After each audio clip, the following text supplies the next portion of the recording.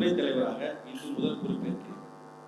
நான் என் தாய்நாட்டிற்கும் வளர்ச்சிக்கும் கட்டுமானம் உள்ளிட்ட ரியல் எஸ்டேட் தொழில் முனைவோரின் முன்னேற்றத்திற்கும் அவர்தம் பாதுகாப்பிற்கும் பேரா கூட்டமைப்பு சட்டத்திட்டங்களுக்கு உட்பட்டு என் கடமையை உணர்ந்து கண்ணியம் காத்து என்னாலும் செயல்படுவேன் என உளமாற உறுதியளித்தேன். நன்றி. Thank you very much, sir.